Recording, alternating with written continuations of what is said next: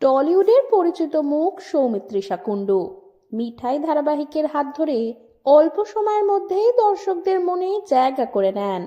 বড় পর্দা থেকে শুরু করে ওটিটি প্ল্যাটফর্মের হাত ধরে সৌমিত্রিষার কেরিয়ারের গ্রাফ যখন ঊর্ধ্বমুখী, ঠিক তখনই আচমকা কাজ থেকে নিজেকে সরিয়ে নেন তিনি।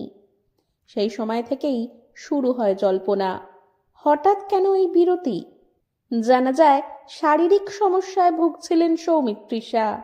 সম্প্রতি এক সংবাদ মাধ্যমকে দেওয়া সাক্ষাৎকারে নিজেই সে কথা খোলসা করেন অভিনেত্রী।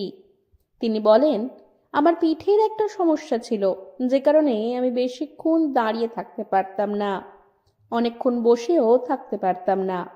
আমার একটা কোমরে টান লেগে যেত, এটাকে সায়াটিকাও বলে।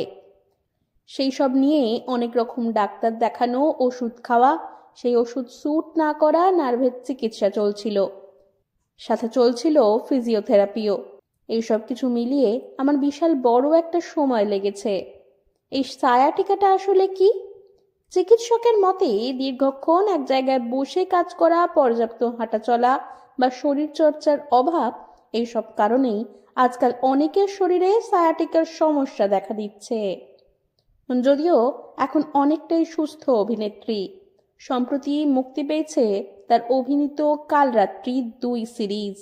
ওয়েব সিরিজে তার অভিনয় দর্শকের মন ছুঁয়েছে।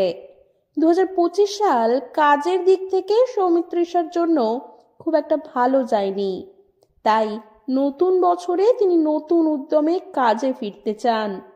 আবারও নিজের কাজ দিয়েই দর্শকদের মন জয় করতে চান সৌমিত্রিষা কুণ্ডু।